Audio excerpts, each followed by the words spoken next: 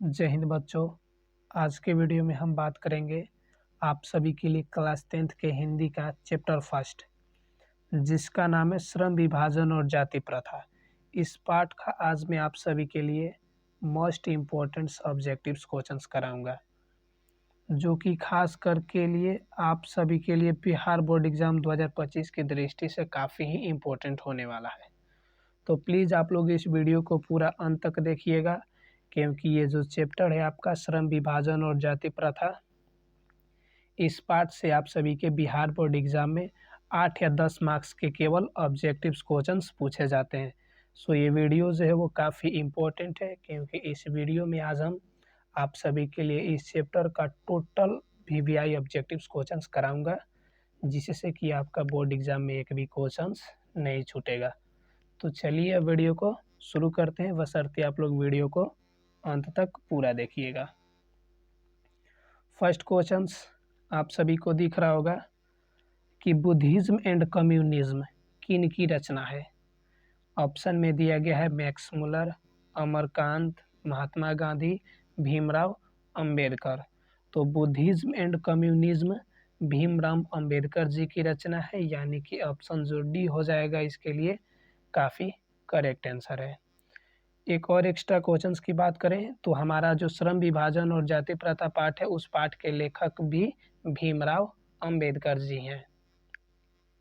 इसी तरह से अब आगे बढ़ते हैं अपने अगले क्वेश्चंस की तरफ। तो अगला क्वेश्चंस आप सभी को दिख रहा होगा कि हु आर शूद्रास किन की रचना है। तो हु आर शूद्रास भी भीमराव अंबेडकर की ही रचना है, जो कि ऑप्शन ए में दिख रहा होगा, और ऑप्शन जो ए है इस क्वेश्चंस के लिए काफ़ी करेक्ट आंसर। फिर अब अगले क्वेश्चंस की तरफ चलेंगे, बशर्ते आप लोग वीडियो को अंत तक जरूर देखिएगा। क्वेश्चंस है कि मानव मुक्ति के पुरोधा किसे कहा गया है। ऑप्शन में दिया गया है ए नलिन बिलोचन शर्मा को, बी यतीन्द्र मिश्र को, सी भीमराव अंबेडकर को, डी अमरकांत को। तो प्यारे बच्चों, मानव मुक्ति के पुरोधा भीमराव अंबेडकर जी को कहा जाता है, जो कि ऑप्शन सी में है। ऑप्शन सी इसके लिए करेक्ट आंसर है। फिर आगे बढ़ते हैं नेक्स्ट क्वेश्चंस की तरफ। तो नेक्स्ट क्वेश्चंस आप सभी को दिख रहा होगा, ये क्वेश्चंस काफ़ी ही VVI क्वेश्चंस है आप सभी के लिए बिहार बोर्ड एग्ज़ाम 2025 के लिए, क्योंकि ये क्वेश्चन इससे पहले बिहार बोर्ड में काफ़ी ज़्यादा बार पूछा जा चुका है। क्वेश्चन है कि भारत में जाति प्रथा का मुख्य कारण क्या है। तो भारत में जाति प्रथा का मुख्य कारण जो है वो बेरोजगारी है, यानी कि ऑप्शन ए जो होगा इसके लिए काफ़ी करेक्ट आंसर है। फिर बात है अब नेक्स्ट क्वेश्चंस की। तो नेक्स्ट क्वेश्चंस भी इम्पोर्टेंट है कि जाति प्रथा स्वाभाविक विभाजन नहीं है, क्यों। इसके लिए 4 ऑप्शन में दिया गया है। भेदभाव के कारण, शोषण के कारण, गरीबी के कारण, रुचि पर आधारित नहीं होने के कारण। तो जाति प्रथा स्वाभाविक विभाजन नहीं है, क्योंकि वह मनुष्य के रुचि पर आधारित नहीं होता है, यानी कि ऑप्शन जो डी हो जाएगा इस क्वेश्चन के लिए काफ़ी करेक्ट आंसर है। फिर बात करते हैं नेक्स्ट क्वेश्चंस की तरफ। तो नेक्स्ट क्वेश्चंस कि श्रम विभाजन और जाति प्रथा के लेखक कौन है। इस क्वेश्चंस को मैंने पहले ही बता दिया था कि हमारा जो फर्स्ट चैप्टर है हिंदी का, जिसका नाम है श्रम विभाजन और जाति प्रथा, इस पाठ के लेखक है बाबा साहब भीमराव अंबेडकर, यानी कि जो ऑप्शन बी में दिया गया है इसके लिए करेक्ट आंसर है। फिर इसी तरह से अब चलेंगे नेक्स्ट क्वेश्चंस की तरफ। तो नेक्स्ट क्वेश्चंस काफ़ी इम्पोर्टेंट है। क्वेश्चन है कि लेखक की दृष्टि में विडंबना की बात क्या है। लेखक मतलब भीमराव अंबेडकर जी की दृष्टि में विडंबना की बात क्या है। इसके लिए 4 ऑप्शनों में दिया गया। पहला, जातिवाद के पोषक की कमी नहीं है। बी ऑप्शन में दिया गया है कि जातिवाद के पोषक नगण्य है। आर्थिक दृष्टि से जातिवाद उचित है, ऑप्शन सी में दिया गया है। और ऑप्शन डी इसके लिए दिया गया है कि जातिवाद लोकतंत्र के विरुद्ध नहीं है। तो इसके लिए जो करेक्ट आंसर हो जाएगा, लेखक के दृष्टि में विडंबना की बात यह है कि इस युग में भी जातिवाद के पोषकों की कमी नहीं दिखती है, यानी कि ऑप्शन जो ए है इस क्वेश्चन के लिए करेक्ट आंसर है। फिर बात करते हैं क्वेश्चन नंबर 8 की। तो क्वेश्चन नंबर 8 भी काफ़ी ही इम्पोर्टेंट क्वेश्चन है इस चैप्टर का। क्वेश्चन की लेखक की दृष्टि में आदर्श समाज कैसा होना चाहिए, यानी कि भीमराव अम्बेडकर के नज़र में जो आदर्श समाज यानी कि अच्छा समाज हो, उस समाज को कैसा होना चाहिए। तो 4 ऑप्शनों में दिया गया है कि जिसमें स्वतंत्रता, समता और भ्रातृत्व का भाव हो। ऑप्शन बी में दिया गया है जिसमें सभी धनी हो। सी ऑप्शन में दिया गया है कि जिसमें सभी पढ़े लिखे हों। और डी ऑप्शन में दिया गया है कि जिसमें सभी स्वस्थ हों। तो लेखक भीमराव अम्बेडकर जी की दृष्टि में आदर्श समाज वैसा होना चाहिए जिसमें स्वतंत्रता, समता और भ्रातृत्व का भाव हो, यानी कि जो ऑप्शन ए हो जाएगा इस क्वेश्चन के लिए काफ़ी करेक्ट आंसर हो जाएगा। चलते हैं अगले क्वेश्चन की तरफ, यानी कि क्वेश्चन नंबर 9 की तरफ। तो क्वेश्चन नंबर 9 कह रहा है लेखन नहीं लेखक होगा। लेखक बेरोजगारी का प्रमुख और प्रत्यक्ष कारण किसे मानते हैं। तो इसके लिए 4 ऑप्शनों में पहला ऑप्शन दिया गया है अशिक्षा को, दूसरा ऑप्शन जनसंख्या को, तीसरा जाति प्रथा को और ऑप्शन डी दिया गया है उद्योग धंधों की कमी को। प्यारे बच्चों, इसका जो करेक्ट आंसर हो जाएगा वो हो जाएगा जाति प्रथा, यानी कि लेखक भीमराव जो अम्बेडकर हैं उन्होंने बेरोजगारी का प्रमुख और प्रत्यक्ष कारण जो है वो जाति प्रथा को ही मान लिया है। सो ऑप्शन जो सी होगा इसके लिए करेक्ट होगा। प्यारे बच्चों, आज से इस चैनल की क्लास की जितने भी वीडियो हैं उसी का आज से शुरुआत हुआ है। इस चैनल पर एक खास बात है कि आप सभी के लिए क्लास 10th के ऑल सब्जेक्ट्स की तैयारी कराई जाती है, चाहे वो ऑब्जेक्टिव्स क्वेश्चंस का हो, चाहे सब्जेक्टिव्स क्वेश्चंस का हो, या फिर आप सभी का बोर्ड एग्ज़ाम नज़दीक आने पर मोस्ट इम्पोर्टेंट मॉडल सेट क्यों ना हो, सभी इस चैनल पर कराए जाते हैं। तो इस चैनल से जुड़े रहने के लिए चैनल को सब्सक्राइब कर लीजिए, ताकि आप अभी से लेकर के और जब तक आपका बोर्ड एग्ज़ाम 2025 ख़त्म नहीं हो जाता है तब तक हम आपके साथ रहेंगे और आपके प्रत्येक डाउट को क्लियर करते चलेंगे। तो बस आप लोग इस चैनल को सब्सक्राइब कीजिएगा और प्रत्येक वीडियो को देख लीजिएगा। प्रत्येक वीडियो को देख लेने के बाद आप सभी को आपके बोर्ड एग्ज़ाम में एक भी ऐसा ऑब्जेक्टिव या एक भी ऐसा सब्जेक्टिव क्वेश्चन नहीं होगा जो आपसे न बने। तो चलिए अब अगले क्वेश्चन की तरफ चले। अगला क्वेश्चन मस्ट वीवीआई क्वेश्चन है। MVVI मतलब कि मस्ट वीवीआई क्वेश्चन है आप सभी के लिए बिहार बोर्ड एग्जाम की दृष्टि से। क्वेश्चन है कि अंबेडकर की दृष्टि में भाईचारों का वास्तविक रूप कैसा होता है। ऑप्शन में दिया गया है दूध और शक्कर के मिश्रण की तरह, दूध और पानी के मिश्रण की तरह, तिल और तंडुल के मिश्रण की तरह, उसके बाद दिया गया है पानी और नमक के मिश्रण की तरह। तो प्यारे बच्चों, इसका जो करेक्ट आंसर हो जाएगा वो आप सभी अगर पढ़े होंगे तो मालूम होगा कि इसका जो करेक्ट आंसर हो जाएगा अंबेडकर की दृष्टि में भाईचारों का जो वास्तविक रूप होता है वो एकदम दूध और पानी के मिश्रण की तरह हो जाता है, यानी ऑप्शन बी होगा। फिर चलेंगे नेक्स्ट क्वेश्चंस की तरफ। तो नेक्स्ट क्वेश्चंस, ये क्वेश्चंस आप लोग बहुत पहले से जानते होंगे कि भारतीय संविधान में महत्वपूर्ण भूमिका जो है वो बाबा साहब भीमराव अंबेडकर जी की है। सो ऑप्शन ए इसके लिए करेक्ट हो जाएगा। वैसे आप सभी को एक बात कमेंट बॉक्स में ज़रूर पिन कीजिएगा कि भारतीय संविधान को बनने में कितना समय लगा था। ठीक, और भारतीय संविधान कब बन करके लागू हुआ था। अगला क्वेश्चन 12 नंबर कि सभ्य समाज की आवश्यकता क्या है। तो सभ्य समाज की आवश्यकता जो है वो करेक्ट आंसर हो जाएगा इसके लिए श्रम विभाजन, यानी कि ऑप्शन बी। फिर चलेंगे अगले क्वेश्चंस की तरफ। तो अगला क्वेश्चंस काफ़ी इम्पोर्टेंट क्वेश्चन है जो कि रचना से संबंधित है। एक खास बात कि आप लोग अपने हिंदी का जितने भी लेखक हैं उनके अगर रचना को याद कर लेते हैं तो आपका 2 नंबर पक्का हो जाएगा हिंदी में, क्योंकि रचना से 2 नंबर के ऑब्जेक्टिव्स आपके बोर्ड एग्जाम में पूछे जाते हैं कि किस लेखक की रचना कौन है। उसी में से इसमें पूछा गया 13 नंबर क्वेश्चन में कि कौन सी रचना जो है वो भीमराव अंबेडकर की है। तो एक बात आप लोग याद रख लीजिएगा कि भीमराव अंबेडकर के रचनाओं के अधिकांश नामों किस में है, इंग्लिश में है। ठीक, तो देखिए द इंग्लिश शब्द है, हु इंग्लिश शब्द है, इसमें भी हु इंग्लिश शब्द है, तो सभी में इंग्लिश शब्द आ गया, यानी कि इनमें से सभी जो रचना है वो भीमराव अंबेडकर जी की रचना है। The caste in India, who are they, who are Shudras.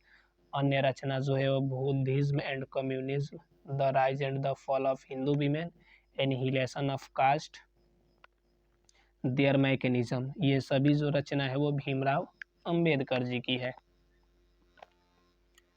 अगला क्वेश्चन है कि आधुनिक सभ्य समाज श्रम विभाजन को आवश्यक क्यों मानता है। तो आधुनिक यानी कि आजकल का जो सभ्य समाज है वो श्रम विभाजन को आवश्यक इसलिए मानता है कार्य कुशलता के लिए, जो कि ऑप्शन ए नंबर में है, और ऑप्शन जो ए होगा इसके लिए करेक्ट। अगला क्वेश्चन भी आप सभी के लिए इम्पोर्टेंट है कि श्रम विभाजन और जाति प्रथा पाठ बाबा साहब के किस भाषण से लिया गया है। तो इसके लिए जो करेक्ट आंसर हो जाएगा वो ऑप्शन सी हो जाएगा, एनिहिलेशन ऑफ कास्ट। मतलब कि श्रम विभाजन और जाति प्रथा पाठ जो हम लोगों का है बाबा साहेब भीमराव अम्बेडकर का, उनके ही एक भाषण से लिया गया है, जिस भाषण का क्या नाम है, एनिहिलेशन ऑफ कास्ट। अब बात करते हैं अगले क्वेश्चंस की तरफ। तो अगला क्वेश्चंस काफ़ी इम्पोर्टेंट है कि प्राथमिक शिक्षा प्राप्त कर लेने के बाद अंबेडकर जी उच्चतर शिक्षा के लिए कहाँ चले गए थे। तो प्राथमिक शिक्षा प्राप्त कर लेने के बाद भीमराव अंबेडकर जी जो थे वो उच्चतर शिक्षा प्राप्त करने के लिए न्यूयॉर्क चले गए थे, जो कि ऑप्शन सी में दिया गया है, और ऑप्शन सी इसके लिए करेक्ट भी है। बात करते हैं 17 नंबर क्वेश्चन की। तो ये क्वेश्चन भी आप सभी के लिए बिहार बोर्ड एग्जाम 2025 की दृष्टि से काफ़ी वीवीआई क्वेश्चन है। क्वेश्चन है कि अंबेडकर के चिंतन और रचनात्मक के लिए प्रेरक व्यक्ति थे। तो उन तीनों का नाम क्या था, तो बुद्ध, कबीर और ज्योतिबा फूले, यानी कि इनमें से सभी, ऑप्शन डी। एक इससे एक्स्ट्रा क्वेश्चंस ये भी पूछ सकता है कि अंबेडकर के चिंतन और रचनात्मक के कितने प्रेरक व्यक्ति थे, तो 3 व्यक्ति थे। उन तीनों का नाम क्या क्या था, तो बुद्ध, कबीर, ज्योतिबा फूले। इस तरह से क्रॉस क्वेश्चन यानी कि एक्स्ट्रा क्वेश्चंस जो मैं बता रहा हूँ उसको भी आप लोग याद कर लीजिएगा, क्योंकि वो भी क्वेश्चन आपके बोर्ड एग्जाम की दृष्टि से इम्पोर्टेंट हो सकते हैं। अगला क्वेश्चन कि जाति पाति तोड़क मंडल भाषण लाहौर में कब हुआ था। तो ये भाषण लाहौर में 1936 ईस्वी में हुआ था, ऑप्शन सी जाति पाति तोड़क मंडल भाषण लाहौर में 1936 में। अगला क्वेश्चन है कि श्रम विभाजन और जाति प्रथा पाठ क्या है। तो ये एक निबंध है जो कि ऑप्शन सी में दिया गया है।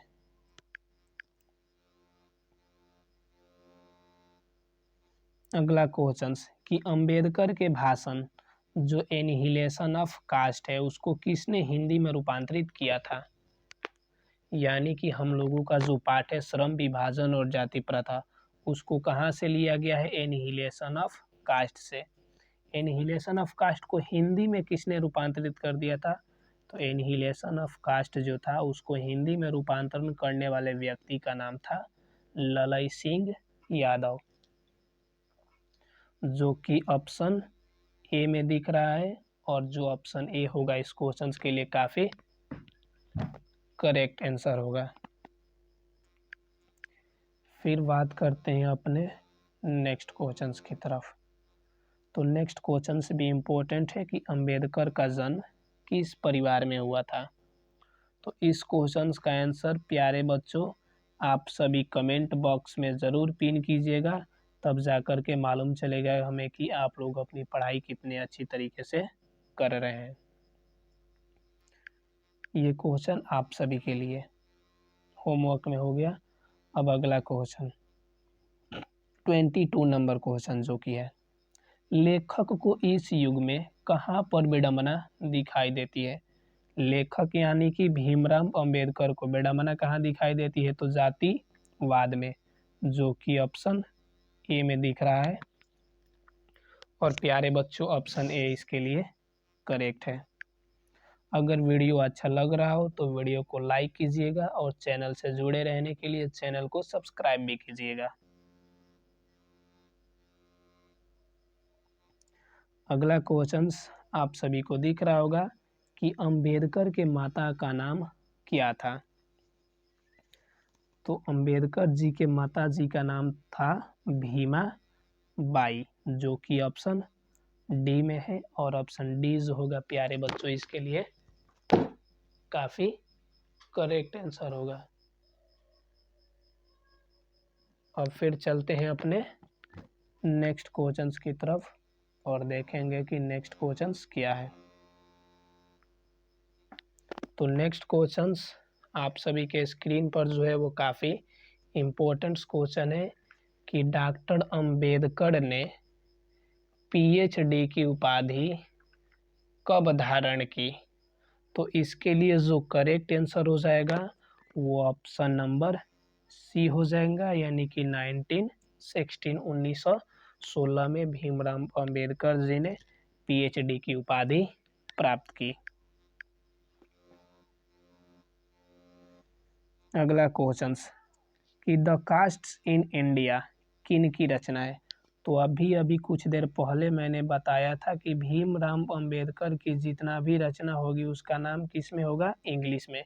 तो देखो द भी इंग्लिश शब्द है, इन भी इंग्लिश शब्द है, तो इंग्लिश में आ गया तो किन का रचना हो जाएगा, भीमराव अंबेडकर जी का, जो कि ऑप्शन ए में है। और जो ऑप्शन ए होगा इसके लिए करेक्ट भी होगा। अगला क्वेश्चन है कि आदर्श समाज स्वतंत्रता, समानता और भ्रातृत्व पर आधारित होगा, किसने कहा। इस क्वेश्चन का मतलब है कि किसने यह बताया है कि जो आदर्श समाज अच्छा समाज होगा वो स्वतंत्रता, समता और भ्रातृत्व पर आधारित होगा।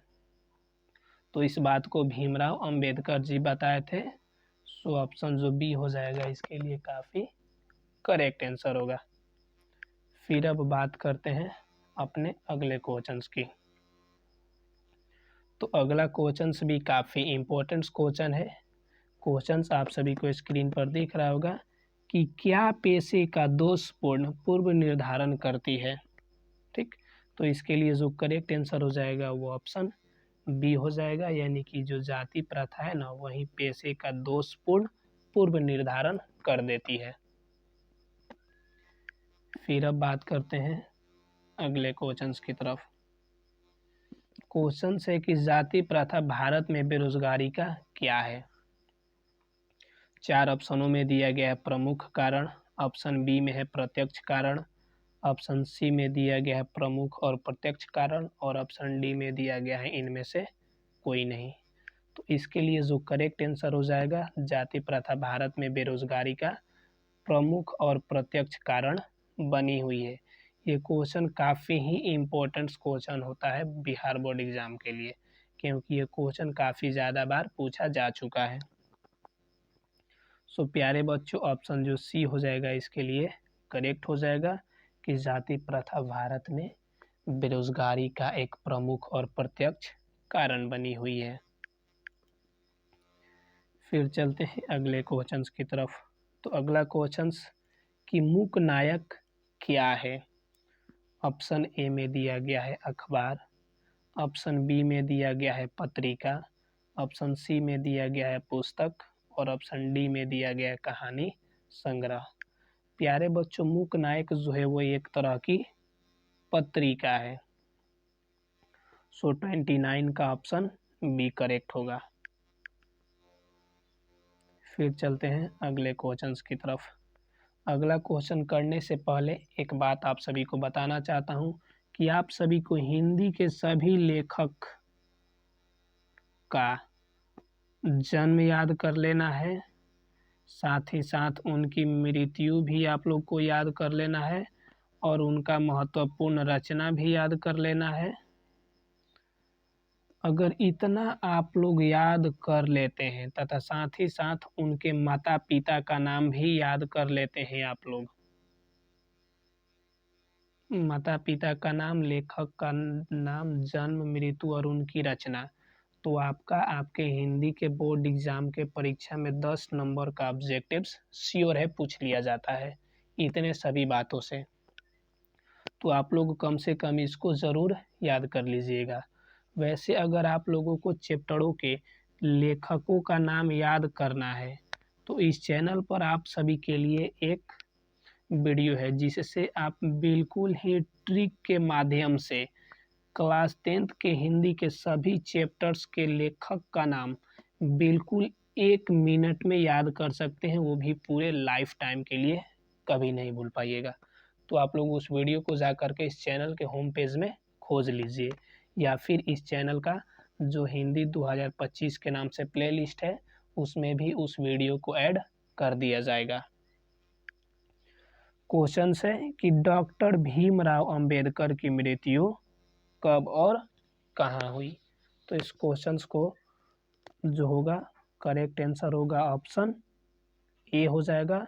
6 दिसंबर को हुआ था और 1956 में कहाँ हुआ था, दिल्ली में भीमराव अंबेडकर जी का मृत्यु हो गया था।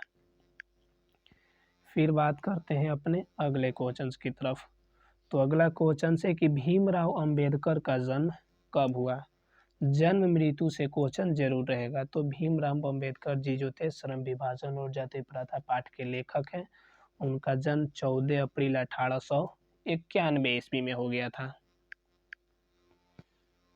कहाँ हुआ था, तो ये क्वेश्चन आ गया अगला कि उनका जन्म कहाँ हुआ था। तो भीमराव अंबेडकर का जन्म जो था वह 14 अप्रैल को तो हुआ ही था 1891 ईस्वी में। कहाँ हुआ था, तो महू नामक एक जगह है, कहाँ पर, मध्य प्रदेश में, वहीं पर भारतीय संविधान के निर्माता कहे जाने वाले भीमराव अंबेडकर जी का जन्म हुआ था। अब बात करते हैं नेक्स्ट क्वेश्चंस की तरफ। तो नेक्स्ट क्वेश्चन है कि डॉक्टर अंबेडकर ने किस पत्रिका का संपादन किया। तो भीमराव अंबेडकर जी के द्वारा संपादित किया जाने वाला पत्रिका जिसका नाम है बहिष्कृत भारत, जो कि ऑप्शन सी में दिया गया है और ऑप्शन जो सी होगा इसके लिए काफ़ी करेक्ट आंसर होगा। प्यारे बच्चों, फिर चलते हैं अपने अगले क्वेश्चंस की तरफ और देखेंगे अगला क्वेश्चंस क्या है। अगला क्वेश्चन सबसे ज़्यादा इम्पोर्टेंट क्वेश्चन है इस चैप्टर का, मोस्ट इम्पोर्टेंट क्वेश्चन है आप सभी के लिए इस चैप्टर का ये क्वेश्चंस कि डॉक्टर अंबेडकर का संपूर्ण वाङ्मय कितने खंडों में प्रकाशित हो चुकी है। तो इसके लिए जो करेक्ट आंसर हो जाएगा वो ऑप्शन नंबर डी हो जाएगा, 21 खंडों में। मतलब कि भीमराव अंबेडकर का जितना भी वाङ्मय है ना उसको टोटल को 21 खंडों में अभी तक प्रकाशित किया जा चुका है। फिर चलेंगे अपने अगले क्वेश्चंस की तरफ। अगला क्वेश्चन है कि आधुनिक सभ्य समाज कार्य कुशलता के लिए किसे आवश्यक मानता है। तो इसके लिए प्यारे बच्चों जो करेक्ट आंसर हो जाएगा वो ऑप्शन नंबर ए हो जाएगा, श्रम विभाजन। वीडियो अच्छा लग रहा हो तो लाइक कीजिए, चैनल के प्लेलिस्ट से जुड़ जाइएगा, चैनल के सभी प्लेलिस्ट को जरूर देखिएगा। इम्पोर्टेंस की, भीमराव अम्बेडकर के पिता का नाम क्या था? माता का नाम मैंने पहले ही बता दिया था प्यारे बच्चों, भीमराव अम्बेडकर जी के माता का क्या नाम था? भीमा बाई। लेकिन वहीं पर उनके अगर पिता की बात किया जाए तो उनके पिता का नाम था रामजी सकपाल, जो कि ऑप्शन बी में दिया गया है। सो ऑप्शन बी इसके लिए करेक्ट है। जाति प्रथा श्रम विभाजन के साथ साथ किसका रूप लिया हुआ है? ये भी क्वेश्चन आप सभी के लिए बिहार बोर्ड एग्जाम की दृष्टि से भी आई है। तो करेक्ट आंसर हो जाएगा श्रमिक विभाजन का, यानी कि जो जाति प्रथा होता है ना, श्रम विभाजन के साथ साथ श्रमिक विभाजन का भी रूप ले लिया है। फिर अब अगले क्वेश्चंस की तरफ। डॉक्टर भीमराव अंबेडकर ने किस प्रथा को आर्थिक पहलू से खतरनाक माना, यानी कि डेंजरस? तो जाति प्रथा को भीमराव अंबेडकर ने आर्थिक पहलू से खतरनाक माना है। सो ऑप्शन जो सी होगा इसके लिए करेक्ट आंसर हो जाएगा। अगला क्वेश्चन काफी इंपॉर्टेंट है कि किनके प्रोत्साहन पर बाबा साहब उच्चतर शिक्षा के लिए न्यूयॉर्क गए थे? तो उनका नाम था बड़ौदा नरेश, जो कि ऑप्शन सी में दिया गया है, और ऑप्शन जो सी होगा इसके लिए काफी करेक्ट आंसर होगा। प्यारे बच्चों अब चलते हैं अगले क्वेश्चंस की तरफ। अब वीडियो एंड ही हो गया है, एक या दो क्वेश्चन और बचे होंगे। क्वेश्चन है कि श्रम विभाजन और जाति प्रथा को किसने हिंदी में रूपांतरण किया? तो ये कहाँ से लिया गया श्रम विभाजन और जाति प्रथा पाठ? Annihilation of caste. Annihilation of caste का हिंदी में जिसने रूपांतरण किया वो भी इस पाठ को हिंदी में रूपांतरण किया, यानी कि ललई सिंह यादव। करेक्ट आंसर हो जाएगा। फिर बात करते हैं अगले क्वेश्चंस की तरफ। तो अगला क्वेश्चंस भी काफ़ी इम्पोर्टेंट है कि आधुनिक मनु किसे कहा गया है? तो अंबेडकर जी को, जो कि ऑप्शन डी में दिया गया है। अब चलते हैं नेक्स्ट क्वेश्चंस की तरफ। तो नेक्स्ट क्वेश्चन है कि विडंबना का अर्थ क्या है? तो विडंबना का अर्थ होता है उपहास, यानी कि ऑप्शन नंबर ए इसके लिए होगा काफी करेक्ट आंसर। अब चलते हैं इस वीडियो के अंतिम क्वेश्चन पर, यानी कि 43 नंबर क्वेश्चन है कि भारत की राष्ट्रीय क्षमता का पूर्ण विकास किस व्यवस्था में संभव है? तो इसके लिए जो करेक्ट आंसर है वो समाजवादी व्यवस्था, ऑप्शन सी। प्यारे बच्चों आज की वीडियो को यहीं पर एंड करते हैं, यानी कि समाप्त करते हैं, और मिलेंगे नेक्स्ट वीडियो में। तब तक के लिए बाय, जय हिंद, बेस्ट ऑफ लक। आप लोगों को इस चैप्टर के जितने भी यानी कि 43 ऑब्जेक्टिव्स क्वेश्चन को मैंने कराया, वो सभी क्वेश्चंस आप सभी के लिए बिहार बोर्ड एग्जाम की दृष्टि से काफ़ी ही इम्पोर्टेंट थे। तो आप लोग इन सभी क्वेश्चनों को याद जरूर कर लीजिएगा, तब जाकर के आप सभी को बोर्ड एग्जाम में एक भी क्वेश्चन जो होगी वो ऑब्जेक्टिव्स की गलत नहीं होगी। तो चलिए मिलेंगे नेक्स्ट वीडियो में। जय हिंद।